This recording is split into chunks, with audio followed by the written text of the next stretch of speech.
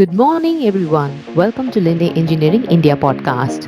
Today, we will talk about sports, passion, and success. Yes, for the first time on our podcast, we bring you Meet Adhyaru from Project Controls, and we won't be talking about projects today.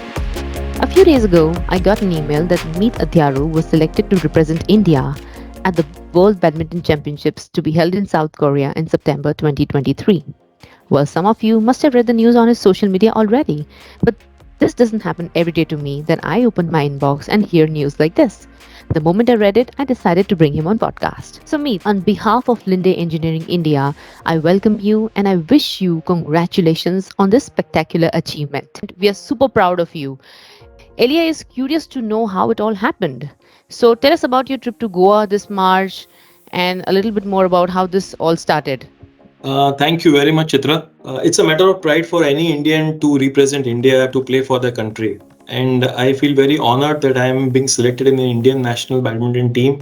And I'll be playing, representing India in the World Badminton Championships to be held in South Korea in the month of September.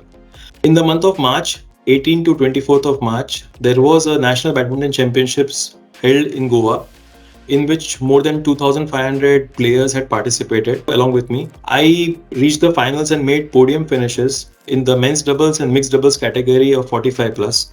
Because of that performance, I got selected in the Indian national team and I will be representing India in South Korea.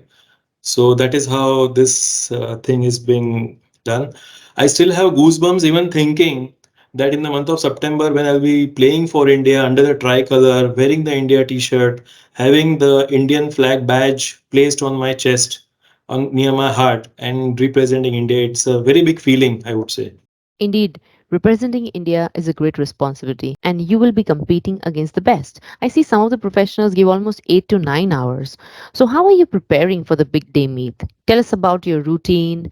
How do you find time to practice with such a hectic schedule, balancing between work and other responsibilities? You're absolutely right, Chitra.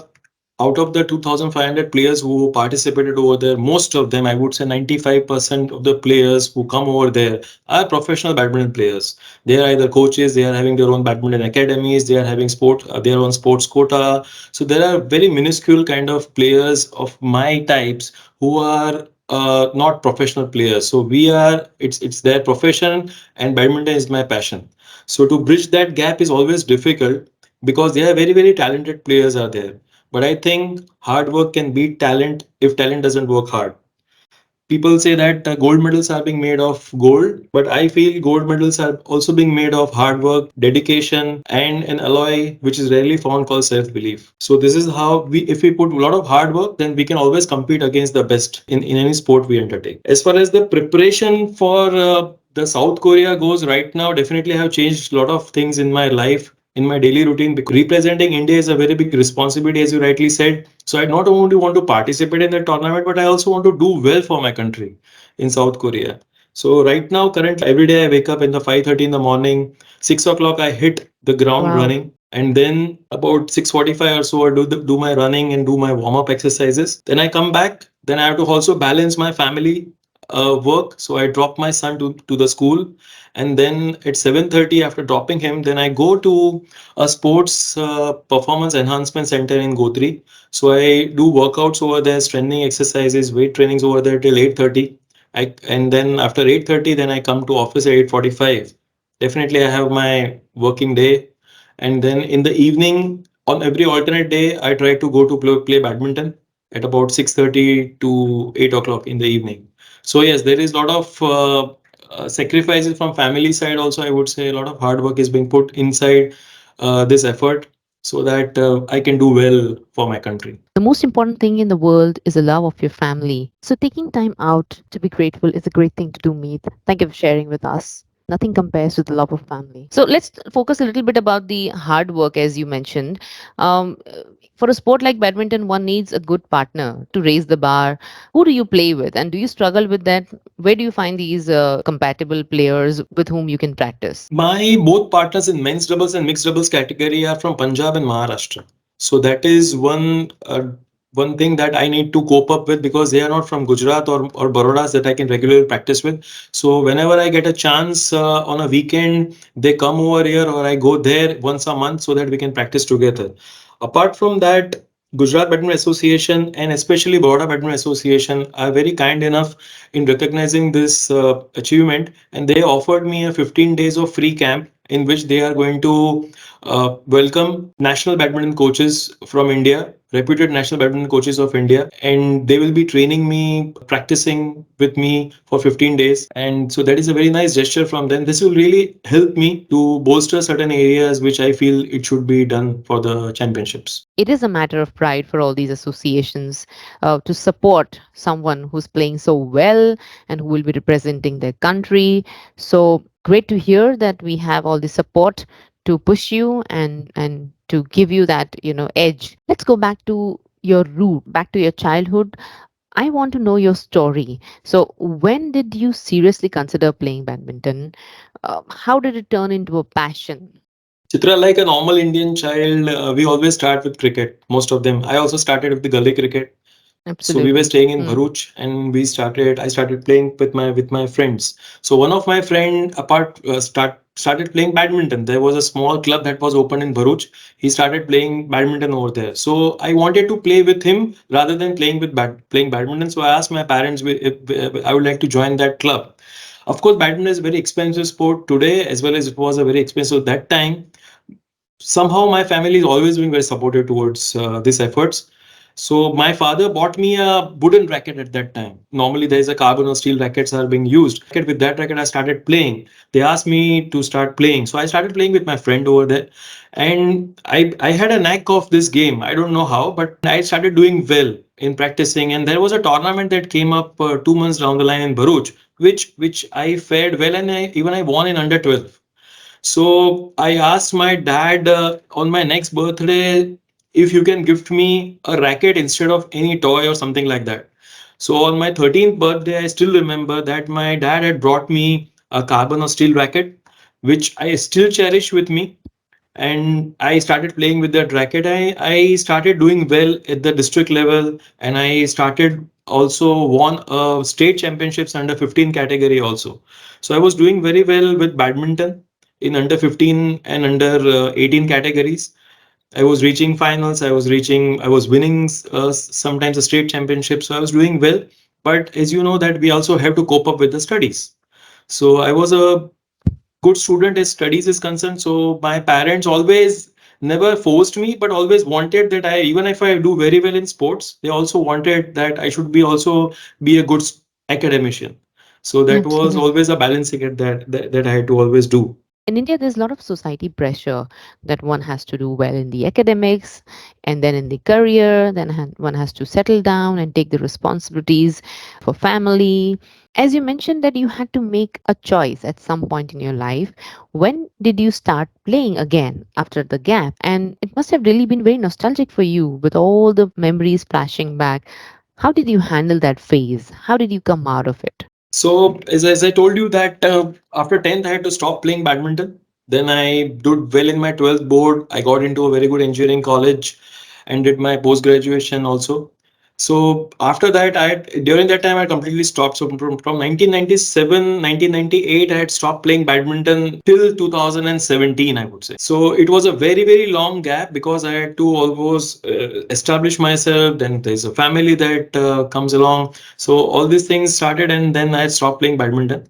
In 2017, I organized one tournament in Linde because I'm part of the sports and cultural committee. And in that tournament, there was a badminton tournament that I organized and played that tournament, and I won that tournament. So I started having love for that game back. And in the year 2017, I still remember our colleague from HR, Maharishi Mehta. There was a tournament in Baroda Badminton League. There was a tournament. So he came to me and told me that he's the captain of our Linde team, and would I like to be part of that team? So I was very reluctant because I was not playing badminton regularly at all. So, but I told, okay, let me be part of that Linde team, and we participated. And so I would like to give a lot of credit to him also that he gave me that opportunity, and then I started playing badminton again. And when I played my first match in that Baroda Badminton League against very good players of Baroda during that time, so I could beat them. I could win against them. I could do very well against them. So that gave me a lot of confidence. And also the first time when I entered the court after such a long break of almost 20 years, all those nostalgic feeling, all those memories which were there in the childhood where I was doing well, again started flashing in front of me, and that zeal and that hunger within me to do well again this sport arised. And then I, over a period of time, I won the Baroda Championships, then I won the state championships, and I was representing Gujarat at the national level again. That was a very big feeling for me. But two times in the year 2019 and 20, when I was representing Gujarat, I lost in the first round at the national level. So that was one thing that was hindering me, that I can do well at the national level. Seeing at the players of that time, I wanted to do well at the national level also.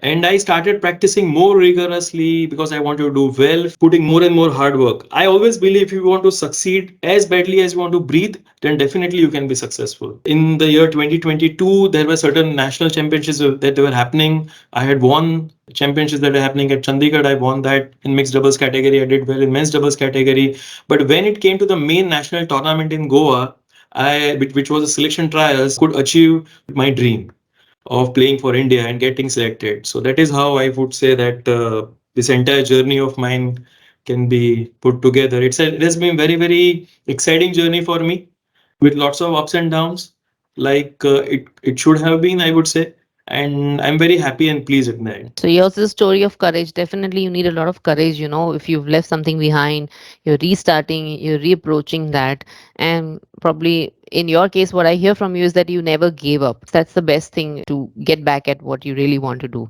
So when the big news was out that you have won, naturally, all the press and media, different organizations, they would want to talk about it, get their bit of marketing as well.